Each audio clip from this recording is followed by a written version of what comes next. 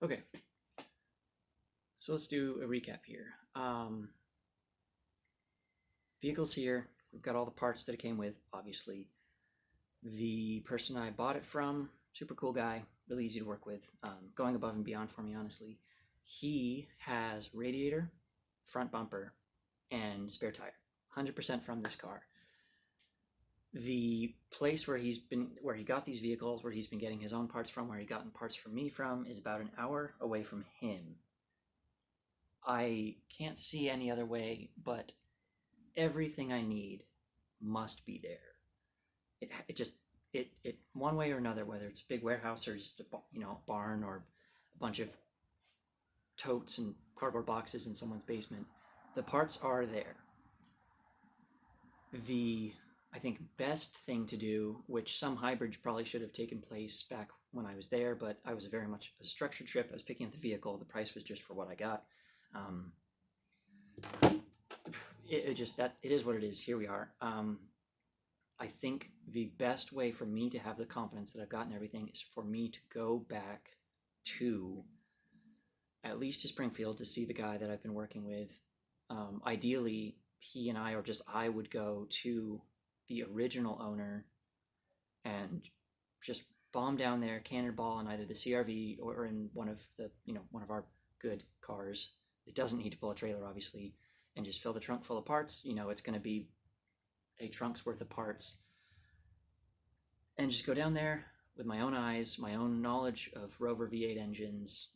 Even if I haven't worked on a 97, I've got an idea from what I looked at today, which was beneficial, as well as knowing the 95, the ins and outs. The biggest things that are missing is rockers, rocker arms, push rods, the intake manifold, which is it's a massive thing.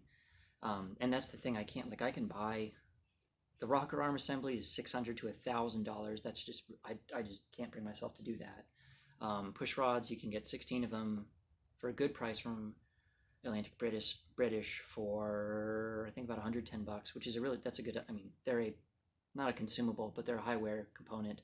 So are the rocker arms. And the garage light went out. But I've put together a parts order of basically just serviceable items, and that's putting me around $570, which actually, I have managed to do everything I've done for years for very cheap, incredibly cheap. So I haven't even had to pay what I would perceive as normal car work prices, and it may just be time for that. They're made to do this right and not just be using a bunch of parts and running around trying to, spending hours and miles trying to get a bargain somewhere. I should probably just do it upright. But still, I can't buy an intake manifold. That's just doesn't, you'd buy an engine over you'd buy just the manifold. It's not the kind of thing you can source. That is a deal breaker, unless I get a completely different engine. Other things I can pick and choose here. The other thing is hardware. Nuts and bolts are, pennies and cents, but there are 40, 50, 60 pieces of hardware that are just missing. And you can buy hardware kits. In my cart with Atlantic British, I have water pump kit, front engine cover kit, oil pan. Well, actually, it's not even part of the work we're doing, but you can get an oil pan hardware kit. But one of the things I was most excited for is if I found the 4.6 engine that I was hoping to see at the junkyard today. I was literally just going to rob hardware. I was going to fill a garbage bag full of hardware, and then label it myself, what it came from, because there's so much value in the time in that. But just buying everything is somewhat impossible, but prohibitively expensive. I would triple the cost of what I paid for to buy everything that I need new, minus the dipstick, which I got today. To do everything new would be thousands of dollars on an old, tired out, nearly 30-year-old Rover V8. So that's just not a great decision all around. Again, the Land Rover, it's in really good shape, but it's not, it would be, if it was in this shape now, if it was in the shape it's in now, 30 years from now, it would be like a bumper-to-bumper restoration candidate. But there's still like $500, $1,000, $1,500, $3,000 vehicles. It's just not worth the money there. So that brings me to going and getting the parts myself. Just making another trip down there, another 2-day trip. I think that's just the safest way to do it. I've done Portland and back in one day, and that's not great. Eugene and back, plus loading, like taking inventory in some random stranger's garage or basement or warehouse, is a lot of time there too. So we're calling that a 2-day trip, which isn't the end of the world. I think I'm just gonna have to end up doing that. Something really interesting. I was just talking to my neighbor, literally my neighbor across the street, just asking them how they're just catching up. I hadn't seen them outside in a while. They're about mine and Melody's age, a little bit younger actually, but they're going to the Oregon coast and to Northern California in 2 weeks. So that is super cool as well. And they just didn't, because I was telling them my situation, just what I did, where they saw the green Land Rover, where it came from. And they said, oh, that's funny. He's like, honey, we're going through Eugene, aren't we? And I just kind of went, really? And it just didn't, like, oh, what a funny coincidence. And they said, well, what do you need? We can get it. It just caught me. I was blown away that they would even think that, I didn't even think of I wouldn't have thought to ask them. And they brought it up. And I was like, well, I will pay you guys. I mean, I don't even care if it's no extra gas. Like, you're saving me days and all the gas money myself for the whole trip. The risk there, though, is just the same thing that I encountered with, again, the guy's been very helpful. But the guy that I bought this from, he's somewhat knowledgeable on the diesels, but he had never worked on the V8s. So again, like, I hold nothing against him. I knew what I was getting into. He gave me I did a FaceTime with him, or I guess Facebook Live video with him before I went down there. I was like, yeah, it looks good. I'm still interested. But he didn't have the insight to say, oh, there's major parts missing, or even just, like, you look at, 2 big totes of stuff and say, oh, that's a lot of stuff that'll go in the engine, but it's not ultimately everything that we needed. So I really feel like my eyes have to be on it. Even like with this help from my neighbor, that's super convenient for me and for the fellow that I bought it from. But I think I'm going to just be blasting back down there with my list of stuff, and even if I have to pay the original owner, and even if the guy that I bought it from isn't even involved in it, if I just go down there and do it all myself, that might be the best way to do it. I think that's a miserable prospect, but that intake manifold, I've said it 1,000 times, it's irreplaceable, not just because, oh yeah, I could get the part number and buy one. A, I don't even know if I could. B, that's 8 injectors, that's fuel lines, that's sensors. It is a sub-assembly with probably a dozen piece parts, including bracketry and sensors and even a sub harness. I don't know. I know what it looks like on the 95, and that's not something I want to go buy. So thank you for talking through this with me. I think I know the answer. I think I'm just going to put that order in. I've already figured out what everything on it I would need, even if I had the original one in my hands, like head bolts. I'm going to do ARP head studs. That's just how I do it. And really, getting to the point I should have made at the very beginning of this is I want to take this opportunity to do a comprehensive multi-video bolt-by-bolt series on the Rover V8 3.9/4.0 head gasket top end refresh. There are a few videos on it. Atlantic British kind of did bits and pieces of one. It may have just been for Discovery too, but I did what I did using the shop manual on the Discovery 1. I learned as I went. I had never done that much work. I had done a head gasket on this little guy, which is going to get its own video shortly. But that was the most extensive engine work I've done. Melody and I did it together during COVID, literally like weeks into COVID. Very like place and time memory, which I have very fond memories of that, working long hours in the garage with Melody. But I'm gonna do it. I'm going to do it. Even if like, oh, just get another engine, LS swap it.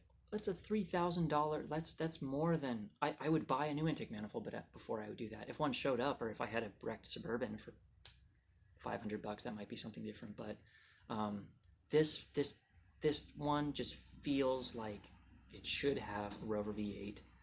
Get it to stage 0, work from there, and see what happens. And so yeah, I want to bring you guys along with me. I want to go through everything, all my knowledge, all my experience, all the things that I'm learning. I want to share with you guys. And in the here and now, so there's a trip coming up to Oregon. I still need to figure out the logistics of that, and even just like get back in touch with the guy I bought it from, and then vis-a-vis talk to the people that owned it before, and just say like, hey, I'm coming in. I don't want to say that I'm writing a blank check, but I'm gonna show up. They want to clear out stuff. I'm gonna help them clear out stuff, but I think I need my eyes to be on it. Thank you for talking through it with me. But then I could say, well, it just ultimately comes down to how much of a gamble do I want to take and make on this. Which again, in the here and now, from where it is, like if I had everything in boxes, what would I do next? There is work I would do. The heads are still on it. I'll pop them off. One of them, it already has half the bolts missing, so I can't. That's past the point of no return. It's an understatement. The whole engine's torn down. It's closer to scrap than it is to running. But even if I pull it apart and it's got the heads are cracked and warped and the valves are cooked, whatever, and I'll take it off and find out, and then I'll piece it out after that. And I'll bring you along with me. So I'm going to tidy up the parts a little bit more. I really wanted to get the driver door fixed with the hinges, so that's annoying. I need even between the 95 and the 97, I'm not 100% sure. I think those are different hinges right off the bat. So I think I need a 97 Land Rover driver front door hinge, the whole kit and caboodle. Even if that retainer works, I think I'm just gonna have to track one down. So that was annoying. I wanted to get that done just so all 4 doors closed. I can kind of do some body work, like I can try and get that window working, but I really think I'm just gonna put my attention into the matter at hand, which is getting all the engine parts I need. Back to where I was 2 minutes ago before I started rambling. I am going to pop off the heads and film it, go through what I find, clean the heads. Even if they're dead, I'll find out. If they are dead, I may have to go back to the junkyard and pull the heads off all the way from the 99 Range Rover. Nothing else. I think I am, even just for since I am returning those hinges, that's $43 worth of stuff. 25-minute trip. It's not my ideal way of spending an afternoon, but I'll do that. And I'll just put eyes on it. And if they're crap, well, then I'm not going to buy them, and I'll get the money back on my hinges. But I'm going to tear the heads down and inspect them and get them ready as if I had all the parts. Just get to the next point where I need more parts, just to keep the ball rolling. Like I said, I'll take you guys along with me. Thank you for bearing with my very juvenile attempts at videos. The first couple videos I put up may just be long form. I'm going to try and get set up with a software that I like, and yeah, just kind of feel it out as we go. If no one watches these, okay, I probably won't do it for that much longer. But if you guys are interested, please let me know. I really want to make sure. Anyone can start a podcast and have no one listen, but if you're doing a video and you're trying to show people stuff with like hands-on, and it's not just your ideas and hopes and dreams and aspirations just talking at the wall, this is something I think people can review and get some value out of. And if they don't, well, the market's decided. So thank you guys very much for the people that told me I should be doing this. And I've kind of had it in my head that I've used Instagram for about 10 years now, documenting this stuff.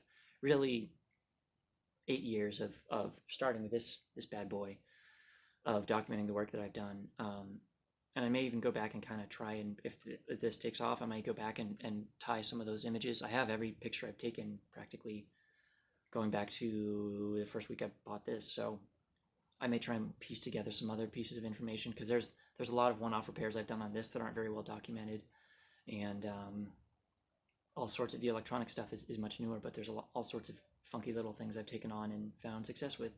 So yeah, again, I'm just rambling now. So thank you for listening, and thank you for your time, and I hope this is beneficial for you. If you subscribe, you'll find out when I'm doing this, and you don't even have to check Instagram, and you can just keep your attention on YouTube if you're, again, interested in this. And please Tell me what you like. Tell me what you don't like. I'm sure a lot of you have watched a lot of these. Anyone that watches this kind of video has probably seen something similar somewhere else. I'm open to feedback. If I don't like it, I won't do it. But I want to hear it, especially at the onset. So thank you guys. That's it for tonight. I'll update as I go. And it's going to be a fun road ahead, and I'm going to bring you guys along with me for it. So there we go. Thanks.